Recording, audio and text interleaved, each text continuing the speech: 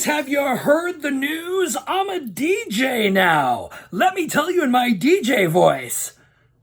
You've tuned into a new episode of New Job, Who Dis?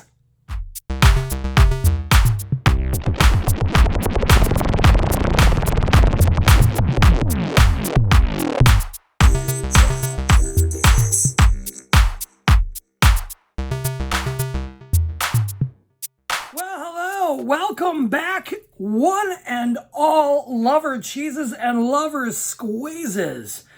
You are tuned in to a sparkling new episode of New Job, Who Dis? With me, Halston Body, your prism of excellence, your host to the stars and the future. Let me tell you what you are here for. You are entering episode number 12 of a 25 plus year long journey of career paths, jobs, failures, landing on my face, but getting right back up again to face a brave new world of making money, hustling, dreams, desires, drives, all of the things that we aspire to do, all the things that we, talk about in a way of like, man, I wish I could do that. Oh man, I want to chase those dreams. Or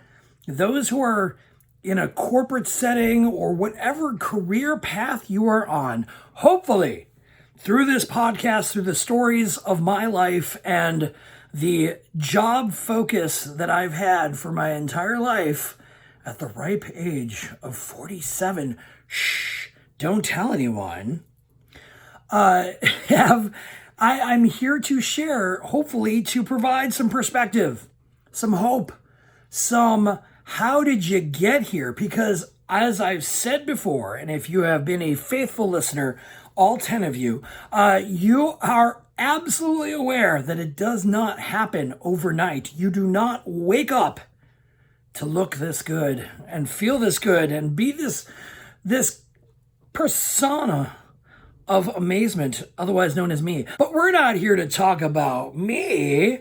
I mean, we are, but thank you for listening and thank you for watching here on YouTube.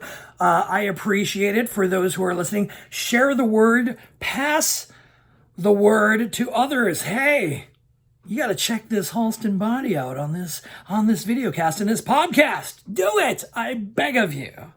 But let's move forward. Let's talk about what we are here to talk about today. We're here to talk about jobs, careers, paths that I have taken to get where I am today. And the path, just to make sure we're all on the same page, we are absolutely not even close to being done. Oh no. Maybe we're at halfway, maybe. But as far as the journey we're on right now in this podcast and videocast, we're on episode number 12. We are on job number 12, maybe 13, and I've lost count already. But no, we're on job number 12. We're talking about where I've been and where I've come from, and right now in the timeline, I am in Detroit, Michigan, and I'm cooped up with this couple, renting a room.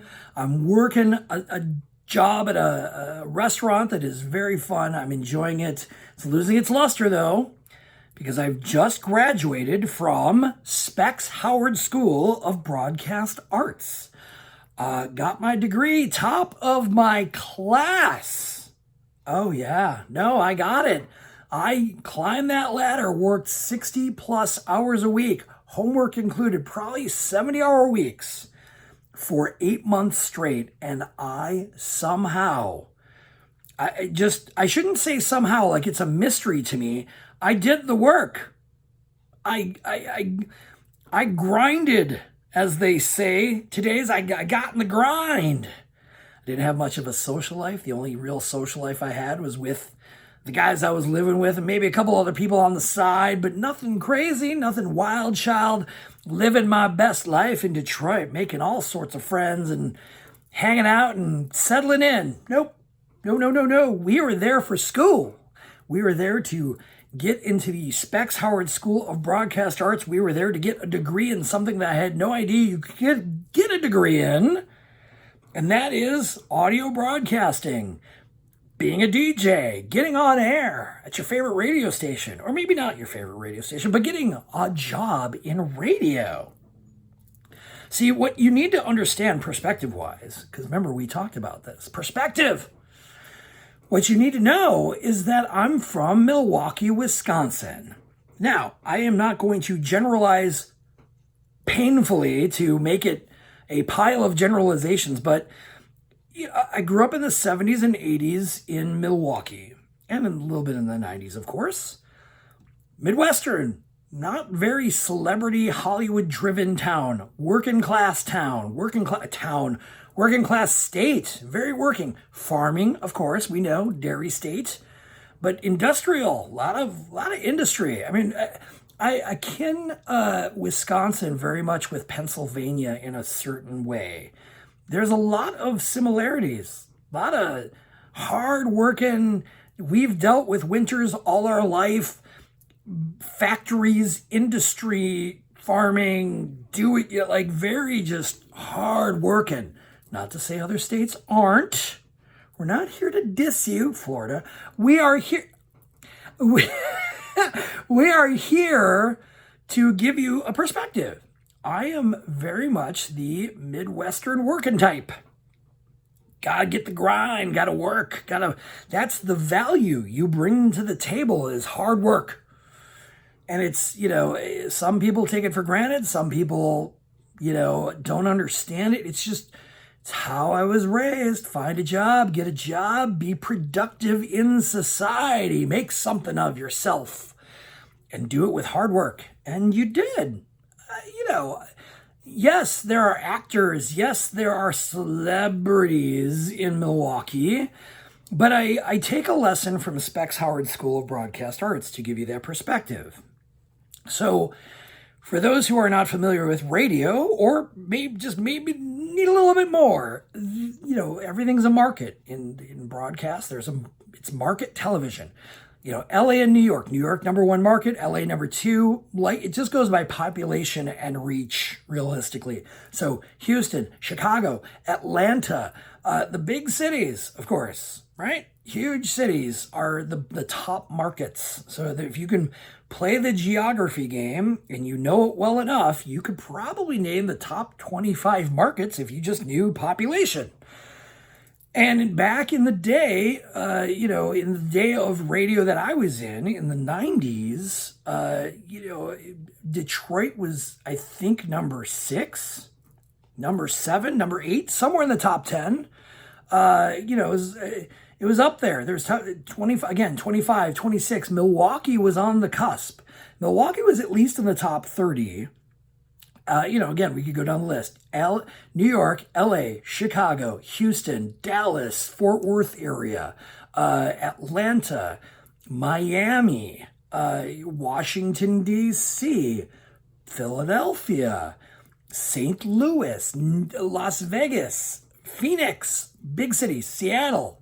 Just go down the list and you're into the markets. So here's how the perspective works of what celebrity or being somebody of note means, sort of. And this is really what opened my eyes. When you're in LA or New York and you're on radio, you're a big name, right? I mean, of course, we know the Howard Sterns and the Ryan Seacrests, but, and back in those days, it was Rick Dees and, all those morning guys that are big names, that are household names. You know them because they're in major markets. But not everybody in the world can just name the morning crew in even St. Louis or Atlanta or whatever. They aren't that big to me nationwide. At least that was what it was back then.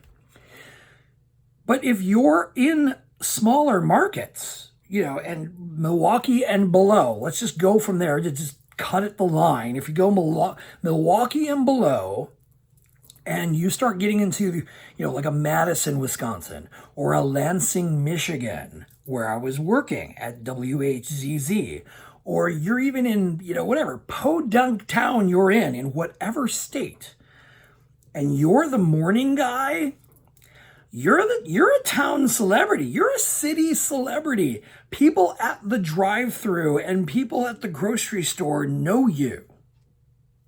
Yeah. Not that, you're flooded with paparazzi and people are hounding you for autographs and chasing you down and, oh my God, there's that morning show guy or there's the afternoon drive guy. But there is a seasoning of celebrity that comes with that because you're a public voice. You're a public face. You are on the radio. You are hitting the button and you're talking to the entire city or whoever's listening to you at that time during that hour and your clock hour and your demographic or whatever. You're a celebrity to them. And again, we're not doing a compare contrast. You're not Brad Pitt, but some people that's as famous as it gets for them. It's kind of interesting. So yeah, when you're dealing with that level of understanding who you are to other people, radio, that's the perspective. So when living in Milwaukee, not a big celebrity Hollywood type of town. Detroit, a little bit more. Motown. It's Motown. There's entertainment happening out of there, and we understand that. It's the Motor City, and there's culture, and it's great, right? Milwaukee had happy days, and Laverne and Shirley. It's great. And then I think later on, was it that 70s show? I didn't watch it, but I think it was Milwaukee or somewhere in there. Anyway, moving on. Let's not talk about TV. Let's talk about radio. So to give you that perspective of what, you're dealing with as far as my mentality of not knowing who I am or what I'm capable of or all those things, and I'm about to dive into radio. I'm currently working at WHZZ Lansing, just a board op, barely squeaking on the mic. And in Lansing, Michigan, after maybe 2:30 a.m., no one's listening to the radio, so I could probably gotten away with popping up on the mic and being like, la, la, la, la, la. I could have gotten away with things, but I didn't it was my first job. I'm not here to play. I'm here to learn. I'm here to work and figure it out. What am I doing in this radio business? You're about to find out. I graduated at the top of my class. I'm very proud, very excited. All the things I spent my money on and my credit cards on are paying off. Oh man, landed my first job in radio. Oh man, it's going great. And another perspective, I haven't been fired from a job. I have quit a couple jobs just because I was like, deuces, but I have not.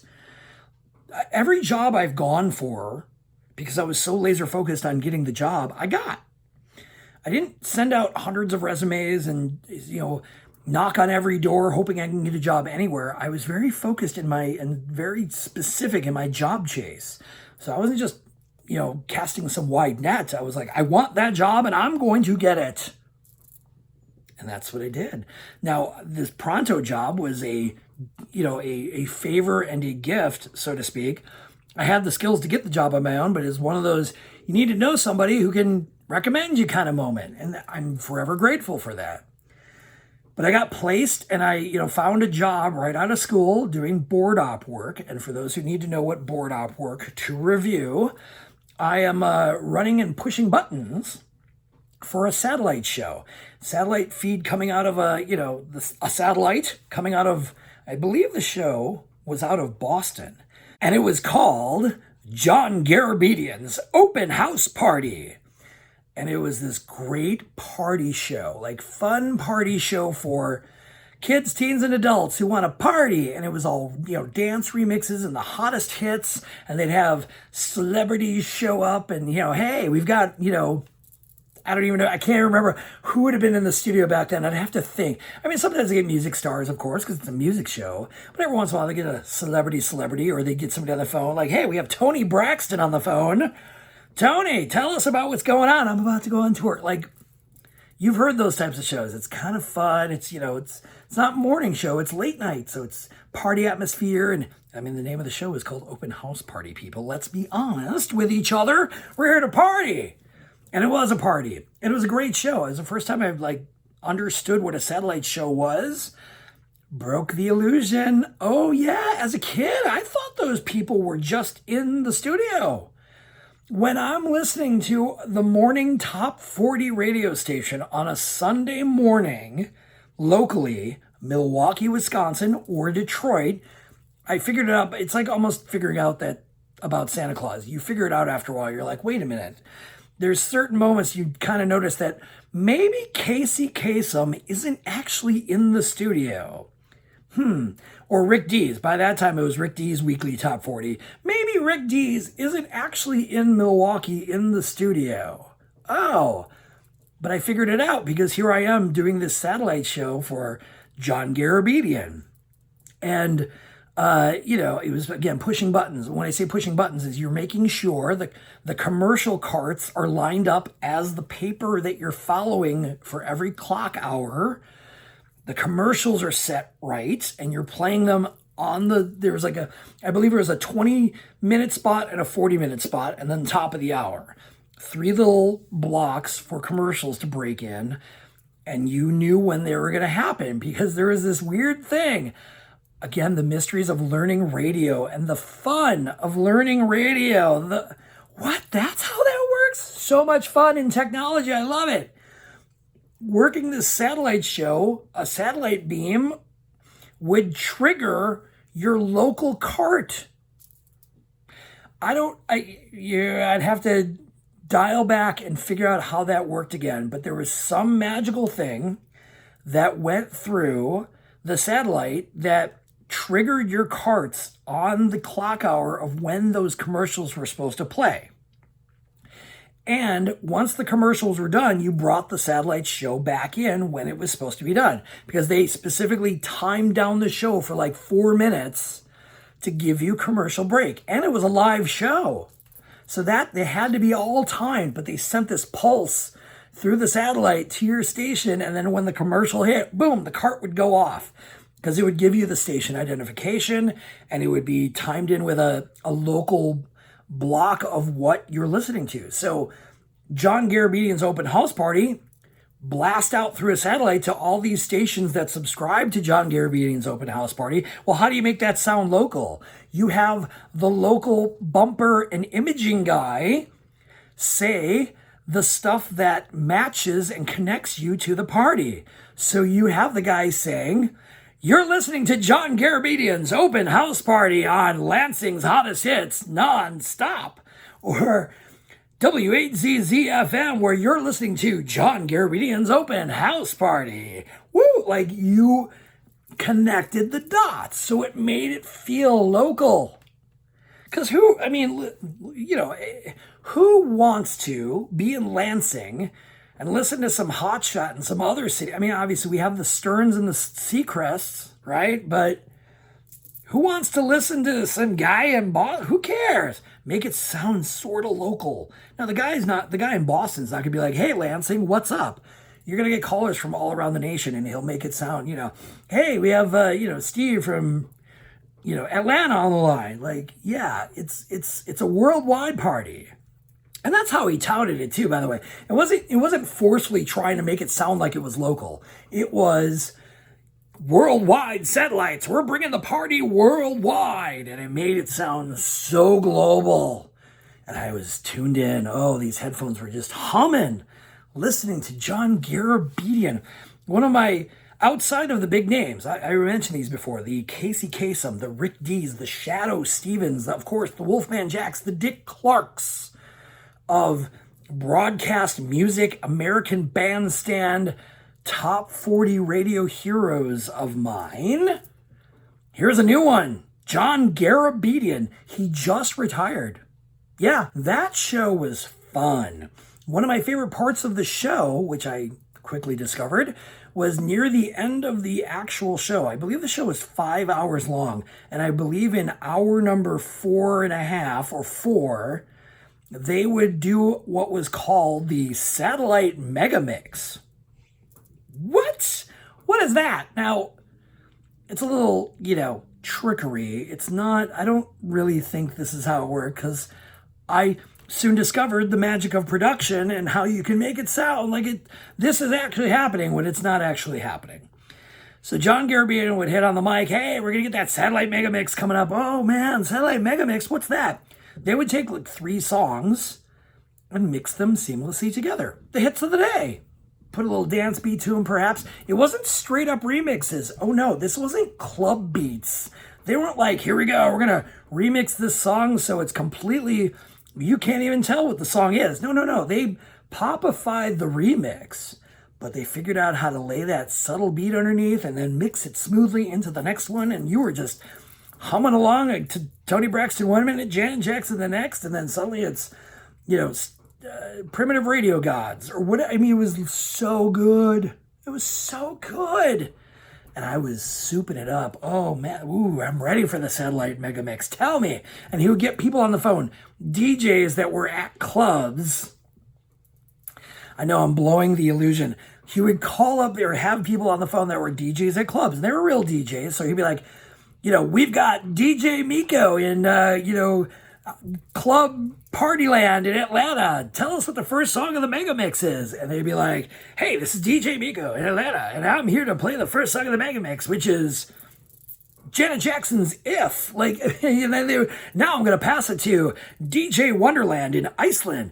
Hey, everybody, this is DJ Wonderland in Iceland. I'm here to play, and that's the toss. They would toss it to these 3 DJs in whatever city they were in, and they were mixing all together in this 3-way mixeroony. I'm sure it was just pre-programmed. I guarantee. I'd have to ask. Maybe I'll call up John Garabedian. Hey, could you answer a question for me that I need to know before I die? Was that actually a Megamix that was happening live, or were you just pressing a button and they sent you the mix? Because I feel like there's too much room for error. Either way, Satellite Megamix felt real good.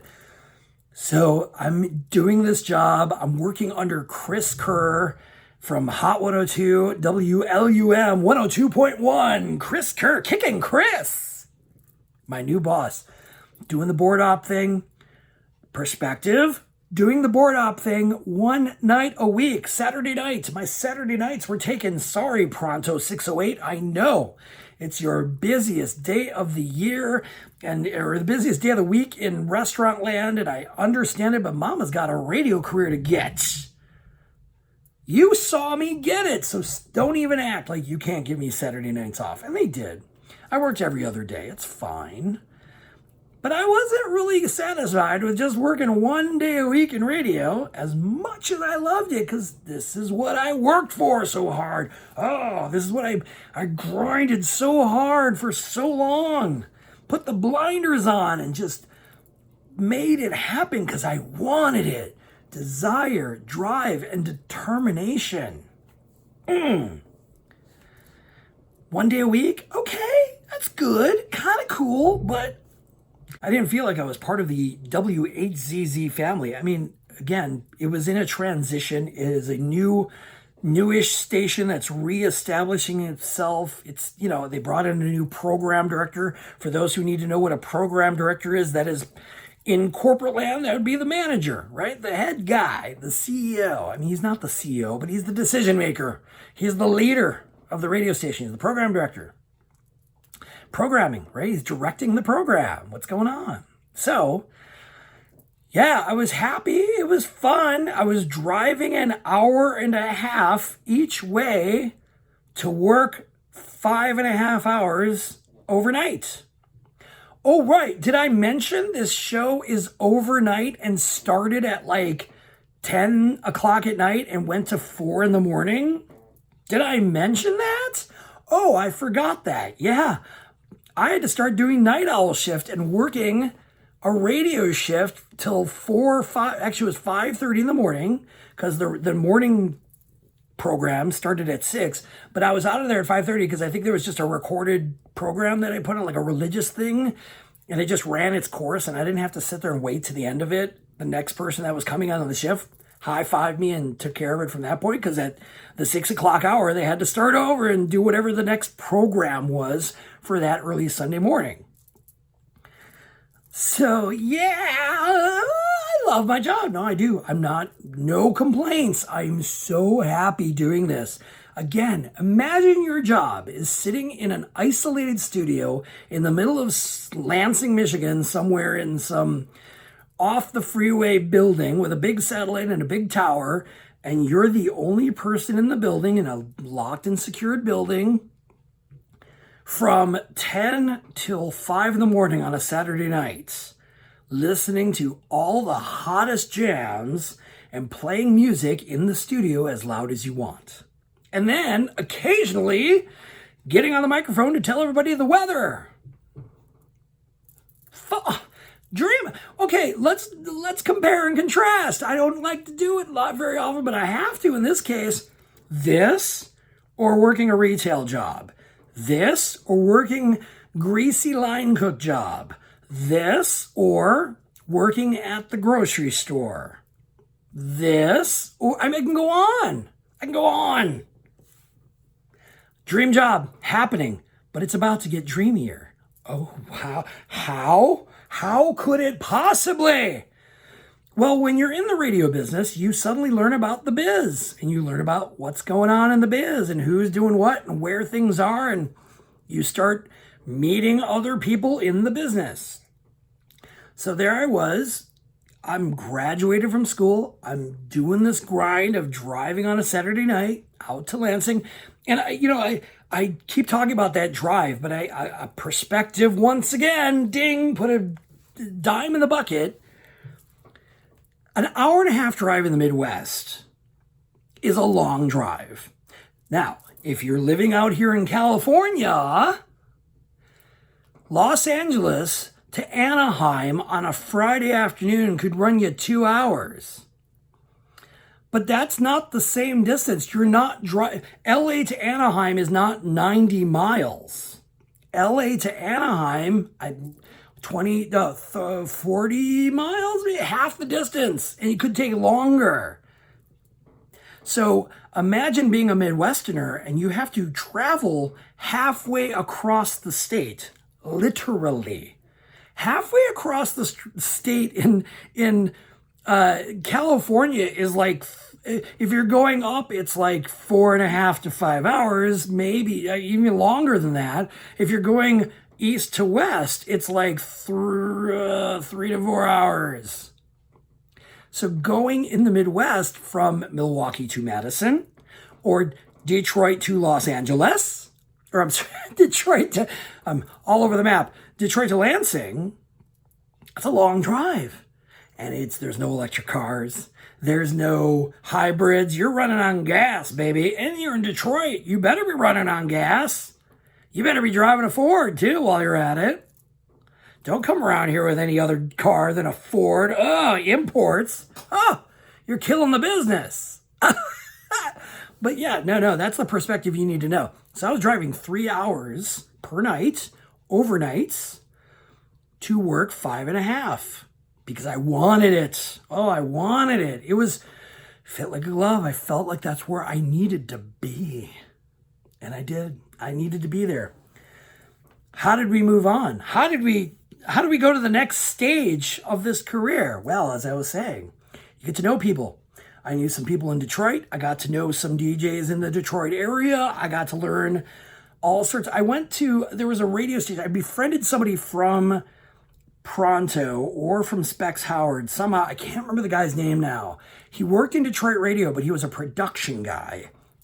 And you hear, well, when you think somebody works in radio, you immediately go, are they a DJ? He wasn't. He was a voice imaging and production guy. So he was the guy that was creating all of those cool bumpers and zip, zip, zip, zip, and all the call station and the sounds and the commercials and all of that, the local sound and the imaging. He was that guy. A fellow guy. And we got along. We were, oh man, you're in radio? You're what? Oh, awesome. I was young. He was, he was a nice guy. And we got along famously because we worked in radio. And all of a sudden, I start understanding how to get more jobs in radio. Because I was like, well, is this it? I'm naive to the world of radio. I'm just fresh out of school, darlings. I don't know nothing. I don't know nobody. I know King and Chris Kerr. That's it. What's funny about WHZZ Lansing is that other than Chris Kerr, if you asked me to name who else was on the station at that time, I couldn't remember to save my life. Have no idea. Again, transition, but at the same time, I was just this board op guy who never really saw anybody. I saw the guy who was there on Saturdays when I took over, and I was there on Sunday morning when a guy showed up for his 6 a.m. shift. And even then, I couldn't remember who those guys were. I don't know. So, making friends of the business. Again, Specs Howard, reaching out, knowing some friends. Hey, you know this guy on radio? Great. He's telling me about the trades, and he's giving me sort of that sort of like intern level of like, hey, this is the business. This is here. Find more work. Da, da, da, da. And I believe there was a radio trade magazine at the time because there was no internet like it was today. Yes, there was AOL, but that's not where the resource was. We were not on AOL trying to find radio jobs. There were websites, but it was paper trades. And I'm working this radio job. I'm working my line cook job. Line cook job is getting less and less appealing because, turnover, different people working there. Again, I've got my degree in my hand. I'm ready to get out there and do what I worked so hard for. So, gotta start sniffing around. What else is there out there? And my brain naturally went, well, I'm familiar with Milwaukee. Let me see what's in Milwaukee. Let me find out what's happening. Who's hiring in Milwaukee? Maybe I can get a job at Hot 102 or WLUM, where Kick and Chris was. Maybe he knows somebody. I don't know. Sure enough, I decide, I think there is a perfect storm. A couple things were happening. I broke up with the side piece, and not break up like, it's over, I hate you. There's no plates being thrown against the wall. Remember, I'm living on their good graces in their house. I am a guest in their home, and I am there to just be there for school and entertain the younger one of the couple. So, relationship side note, if you're in a couple, or if you think you're dating somebody and they have a husband, or if they have somebody they've been with, whatever open relationship status, whether it's full-on polygamy or it's just open relationship or swinger, whatever you're at, and you're walking into that relationship thinking you're going to get what you want out of it most of the time, especially when it's already an established relationship, nope. I knew that I finally figured out basically that I was giving 100% to the person that I was there with or for or paying attention to. I was not in love. There was no romance and roses and I'm fully open to calling myself a side piece because I was. With a biscuit. And, so what I realized mathematically was I was giving 100%, and I realized I was only going to get at most 50.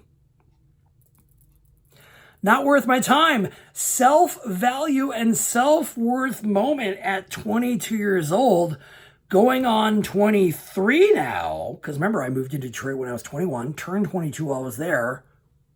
Clock keeps on ticking. We're now diving into 1996.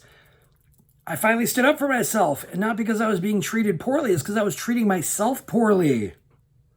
What? Mind blown. Oh my God, I'm so mature for 22 going on 23. What, I want somebody for myself? It was fine. It was a handshake breakup. It was fine.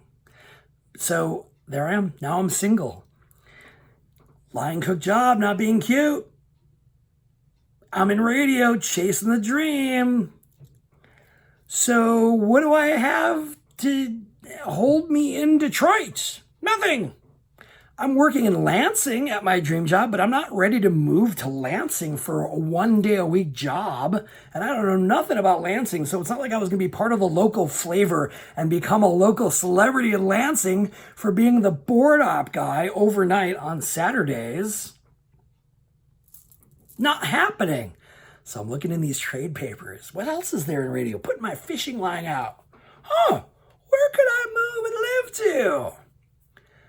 And it, like a light, a laser, a beam from the sky as I turn the page open.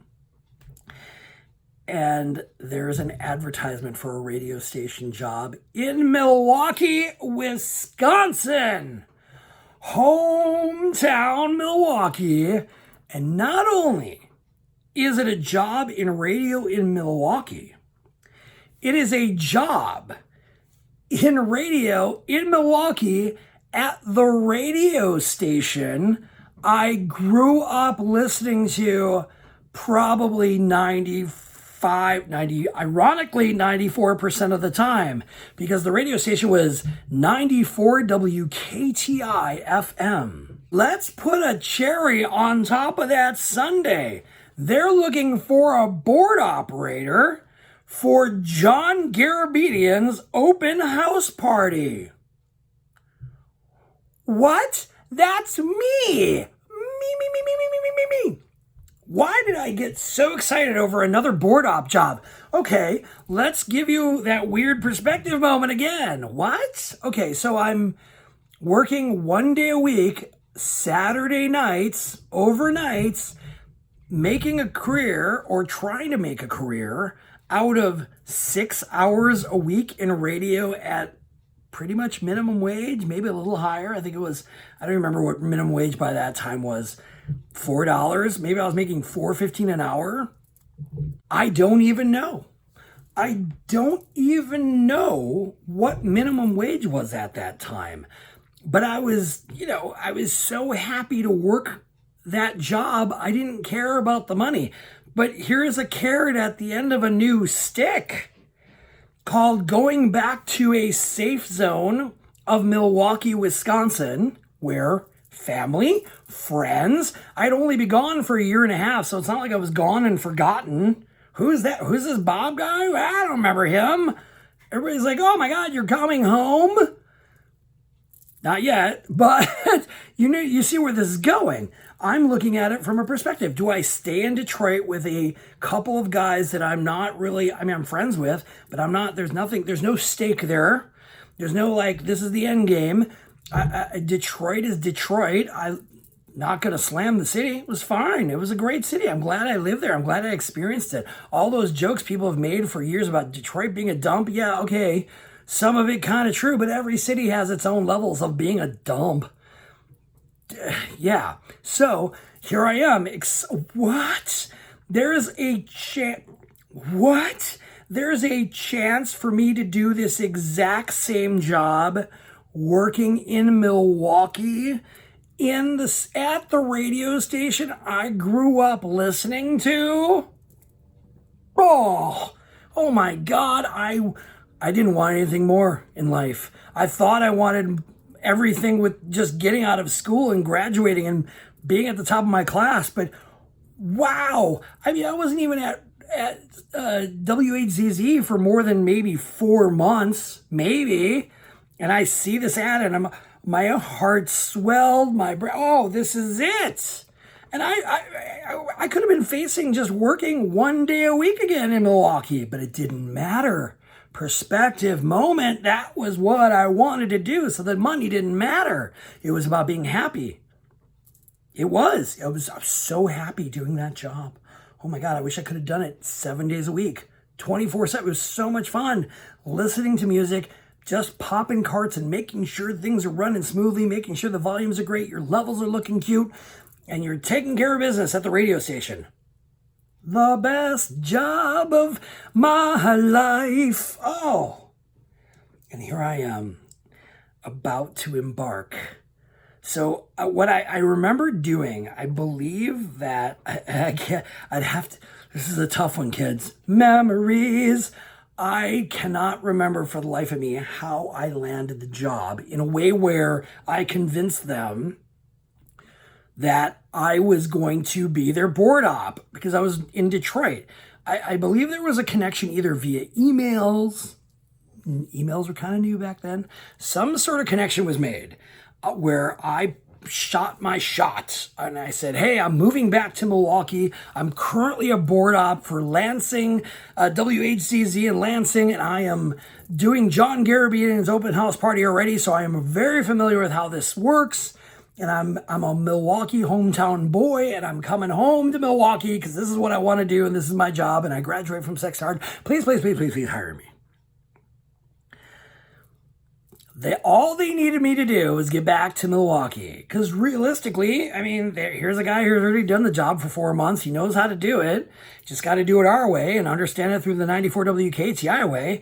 And what better way to make it even perfect is that your local flavor. I'm not just some guy from some other city. I was born and raised in Milwaukee. So it's not like I had to welcome to our town of Milwaukee to become a board op.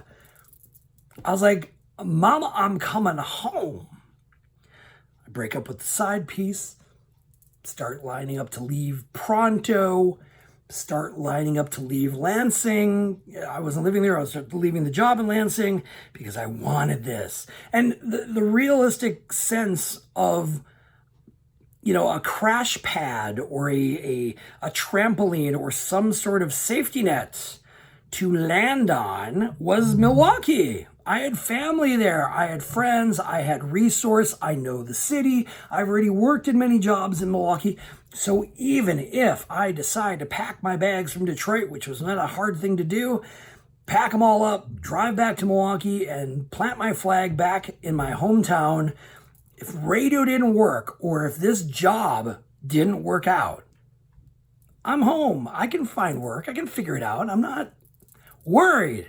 Detroit, I was worried. If I didn't work at Pronto and I worked this 1 day a week at Atlanta, I don't know anybody around here, and I don't really know Detroit, so help. And I'm young and I'm inexperienced. I don't know what I'm doing yet in radio. I'm just pushing buttons at this point. And I'm calling myself Bob Squire, which comes off on air as Bob Square. And my voice is 17 octaves higher, and I'm squirrely, and I don't know nothing. Fresh. So I hitched my wagon. Before I hitched my wagon, of course, I had to leave Pronto, and I was stunned and shocked. I wasn't that stunned, but I was very much taken back by how much the staff loved me when I worked there and with the energy I brought to the table as the Toastmaster on a Saturday and Sunday morning for brunches, as, the jovial young happy-go-lucky line cook, prep cook, person that hates working with Deb, all the labels. And so before I decided to leave Detroit, of course, I have a going away party. Hey, let's celebrate the moments of our time here at Pronto. I'm setting sail back to Milwaukee because I want to get this job in radio that you all here at Pronto watch me work so hard to get in my degree in radio. And, I'm about to set a course for success. Decide to have a going away party. Everybody there was, so great to celebrate everybody and have a good time and talk about the muck of working at the restaurant and talk about all the things. And the weirdest thing happened. Oh, why did I do this? Looking back, I guess the power of the internet didn't happen as the way it does now, but I set myself up.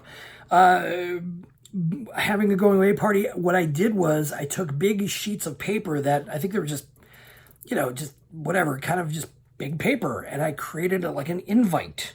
And I put it in the back kitchen, and I put it on the wall, and I kind of put lines on it to say, hey, tell me if you're coming so I know how much food to have. I'm having a big going away party. Well, karma kind of struck me a little bit on this. Again, I can't blame him completely, but the actions were a little uncalled for. There was an ego involved here that I wasn't aware of, and it scared me, but I got through it and it made me tougher. But boy, what? you remember in the last episode, if you all watched, I know my 10 listeners watched and my 10 viewers, they watched and listened. They heard about it. When I'm working at Prano 608, turnover happened and not everybody was as cool. Not everybody was as awesome as some of the staff were. There were some new faces. One of them was this bartender. Kind of Aryan looking. And that's the only way I can describe it. It's not like he had swastika tattoos or something. Like, it was just like this look that you kind of went, that dude's a little hard edge. There's a little edgelord going on there. There's something going on. And I disrespected him at the restaurant once because he was being real dumb with me. So it was kind of we both pointed swords at each other, but I was like, I've been here longer and I'm running this show right now. So buck up. And I paid a price for it. I think the incident was something about he was like yelling, or I wasn't yelling, but he was being really, really mouthy to me, talking over the counter to me while I'm working at the line station. And there was some need he had that was like, get in line. I don't have time to do that right this second. And he got mouthy with me. So I like, because I was like, don't talk to me like that. And he got real mad, as he should. But at the moment, he didn't want to cause a scene in the restaurant. But I was like, don't ever talk to me like that. Because there was something that made me pop off. And he walked away. And it wasn't like a huge embarrassment scene. It's not like, the dishes crashed and everyone went, but there was a moment of like, what was that about? I was like, that dude does not, don't talk. I've been doing this job. Don't talk to me like that. How dare you? Young, egotistical mind getting himself in trouble, because here's where the karma came back. Again, a little maybe strong reaction to what I did to him in the restaurant, but because it could have been solved right there in the restaurant and walked away from it. So I put this big invite up. Hey, everybody, I'm moving back to Milwaukee. I'm having this going away party. I'm going to miss you all, Prano 608. You were my formative family while I went through school, and I'm so glad you took me in, and I'm going to miss everybody. Kisses. Having this party, and what I didn't realize is it was an open invite. So this dude showed up with, I think, one of his other friends. Somehow caught me alone in the house. Like, we were having it in the backyard with everybody. I was going in and out of the house to people going to the bathroom, but there was also moments of like getting food, or I'm going to go get a drink, or I'm going to get something out of my room. And I didn't realize he followed me into the house. At the time, I believe Kevin was in the house. He was like in his room or something, hiding from the crowds because he was kind of an introvert and weirdo that way. Or he's like, literally, it's like, this is a party for everybody to, celebrate. And hey, we're going away. And he's like, I'm going to go in my room. Okay, thanks, dude. I was just sort of romantically involved with for the last year and change. Thanks for being a support system. This dude follows me into the house, and like, I don't know if it was like he came at me and I sat on the chair, or on a couch, and he like intimidated me and was like, yeah, you gotta like right in my face, being like, I'm gonna kick your ass, to scare the shit. And I called out Kevin's name, and Kevin came out, and then Gary, and like they were like, get out. Like, it was caught before something went awry. Until I opened my mouth. Oh, my mouth got me in trouble. But it was deserved. Come on. Why was this guy? You tuck that into your pocket to seek revenge? Like, this guy's not going to get out of this city before I get some revenge on him for, even though I treated him like garbage at the restaurant, he treated me like, just because I gave it back to you, now you're going to come after me? So he leaves, he's starting to leave, and he's turning the corner, and I say out loud to the entire crowd, because there wasn't a moment of everyone was wondering what was going on, but everyone was wondering why this guy was like shuffling off in a huff. And I said out to everybody, I'm like, I think the guy's name was Chris. I'm just going to use that name. I go, ladies and gentlemen, sorry about that. Chris just showed up here to be a beep. He heard that and did not like that, turned right around, charged at me, fists a flying. Caught me, I think he caught like the end of my glasses, but he didn't like straight up get me, but it was like one of those like where I was ducking and it slid off my head, glasses went flying, right? His friend, I think like somehow I pushed him off me, he got away from me. He knew he was outnumbered because there was like 20 people at the party. Woo, what a moment! Oh man, wow! And he walked away all, yeah, like he got me somehow. And I was like, yeah, that was a scary moment, but at the end of the day, kids, I was right about that dude. Because, wow, I had like a week, I think I had like a full, I don't know if I had a full week left, but I sure had a few dates left at the restaurant. Awkward. That dude didn't last at that restaurant very often or very long, because really what was going to happen? He's going to go back to the restaurant the next day or the day after and see all the people that he was working with and working with currently who are at the party watching him try to attack the guy that they're there to celebrate and have a good time with, to be, oh, this guy was so fun and we loved him and I loved them and it was a great synergy, and you just showed up to be a complete tool bag out of some sort of deep-seated revenge because this queer boy got a little bit of the best of you at the restaurant? Get your life. I survived it. It's fine. But I remember it like it was yesterday because I was like, wow, what a weird moment to end Detroit with. Set and sail to Milwaukee, Wisconsin. Off we go. Packing a 10. We're just going to move on. Hey, 10-foot moving van. Packing everything I had that I've tried to bring over with. Because why am I moving with a 10-foot moving van? What happened to that cool car? That little Ford that I was driving that I thought was the best car in the world because it was a get-around kind of car. Some Universal Force was listening because literally 7 days before I was meant to move, a week before I was meant to move, the car died and died. We're talking like I took it, it was like it just died. Like it wouldn't even start, nothing. And I took it to the shop and the timing chain broke and they were like, you're going to have to get the rib spreader to spread this engine out. And blah, blah, blah. It was like the fix of the engine brake was going to cost more than the entire car's worth and then some. Somebody was listening. Somebody was like, hey, you're going back to Milwaukee. You don't need a car. You got this, kid. And I really didn't, because Milwaukee is a very public transportation friendly city. Remember, we go back to that early episode where I talked about Milwaukee being a grid, very easy to get around, versus Detroit, which was like, we're just going to put streets on top of streets. I heard you like streets, bro, so we're going to put streets on top of streets on top of streets. Fine. Good luck. Here's some mile markers to help you out. No. Milwaukee is very square, and oh, you're at 10,000 north something? I know where you're at. Okay, I got it. Okay, it's very easy to figure it out until you get to the burbs. Then it gets a little wonky. But the city itself, smartly planned. Public transport, very easy to get around. Love that city for their public transport. They always talk about Chicago being a great public transportation city. Milwaukee is one too. Set and sail. Driving down that 94. I believe I was so anxious and so excited to get to Milwaukee that I decided I was planning to go like the next day. Like it was, I don't know, a Friday. And I was like, I'm going to drive there on a Saturday. Now, before I even drove there, where was I going? I still had friends and connections through college. I had only been away from college for, again, a year and a half. I wasn't a stranger.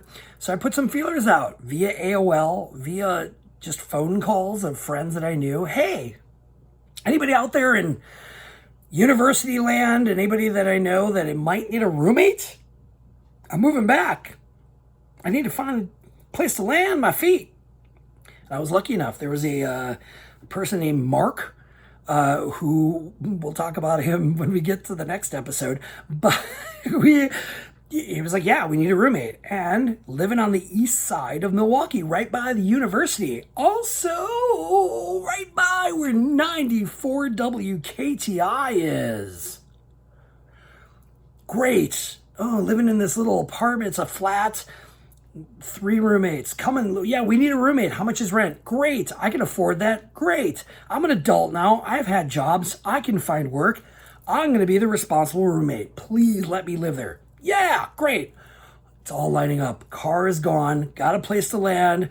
Trying to get that job at 94 WKTI as fast as possible. I put the feelers out there to them. Hey, I'm moving to Milwaukee. I want that job. I'm already doing it here in Lansing. I'm coming home, mama.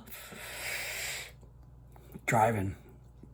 Deciding, I'm gonna leave I don't want to wait till the next day. I don't want to drive through the day. Let me just go because I'm so excited to get there. I was gonna land there on a Saturday anyway, so why don't I just go anyway? Drive on a Friday night. I'll just go overnight. I can handle it. I've worked overnights on radio. I can just do this, right? Yeah, you can do it if you prepare for it. But if you don't, you're driving blind. You just, I'm gonna be. There was no joke, a moment of time crossing the Wisconsin border, coming up across Michigan, down in the little tip of Indiana. Oh, we're just coming across, and then we're going to hit Illinois and curve up and go to Illinois and get up to Illinois. I want to say from the point of maybe just a bit south of Waukegan, Illinois, up through the border into Kenosha, I barely remember driving. I barely remember. There were blackout moments of, I'm on the road. I was so tired and not cognizant. I was so determined to get back to Milwaukee as soon as possible because I wanted that job and I had a place to live and I'm there. Here we go. No. Falling asleep at the wheel. Luckily, I got there. Got there real early, 6 a.m. Unloaded that truck before. I think by 8 or 8:30 in the morning, as quietly as I possibly could, I got my entire van unloaded up the stairs, twin mattresses and all. And when I was all done, I parked and moved the van because it was a rental. I was going to return it later. I think I had to return it later that day or by Sunday morning. I had to return the van. So I parked it, just away and just got settled. And all I didn't even do anything in my room. All I did was walk into my room and just crash because my body and my brain were so tired from the 8+ hours of driving from Detroit to Milwaukee to land and hopefully plant my flag in 94 WKTI as a board operator for John Garabedian's open house party. Just getting started, Milwaukee. Here we are. What? I'm back, baby. Thanks, Detroit. It's been fun. I got a degree in my pocket now. I've had some experience. I've had some great jobs. And up to this point, I've had like 8, 9, 10 jobs. Management, adult responsibility, a resume that you don't normally see at that time of day with a 22-year-old. Wow, this guy's been around the block a few times and he's got some professional experience at 22? Who is this? Well, you're about to find out because I plant my flag in Milwaukee, I get settled down, and I am hitting the street running to get that board op position at 94 WKTI Milwaukee.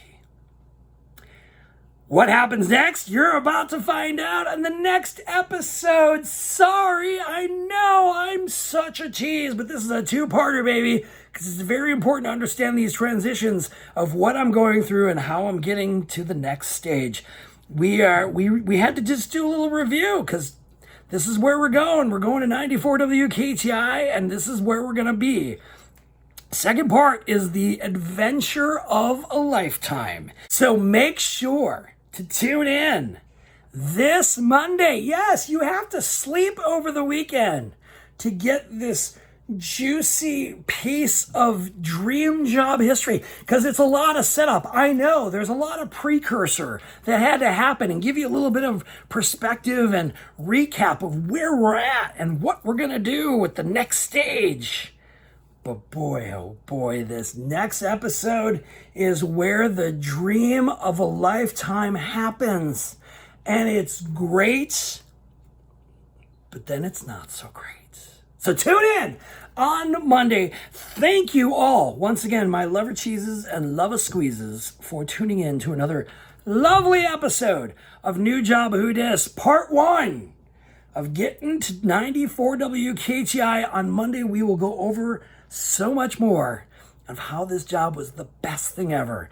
Thank you for subscribing. Thank you for commenting. Thank you for liking. Thank you for reaching out to me in a DM and saying, hey, I worked that job. That was awesome. Yeah, I did that too. Thank you for, sharing. Thank you for all the things that you've done, my 10 listeners, my 10 viewers. I know there's more, but we're focusing on the 10 that I'm actually counting on the statistics. Killing that podcast game, baby. Once again, you can subscribe here on YouTube at my channel, Halston Body. If you're listening on a podcast, subscribe, like, share on Apple Podcasts, Spotify, and the Podbean Network. Look up podbean.com or find the app. This has been part 1 of a big 2-parter. Oh, who knows? We might do a little extra credit and get to a 3rd episode. Oh, I don't know how long I'll talk next time. Ha ha! But thank you for listening. As I say all the time, tell a friend, tell a neighbor, tell your dad, tell your mom, tell your brother, tell your sister. Tell everyone. This has been Halston Body, and you've been listening to New Job Who Dis.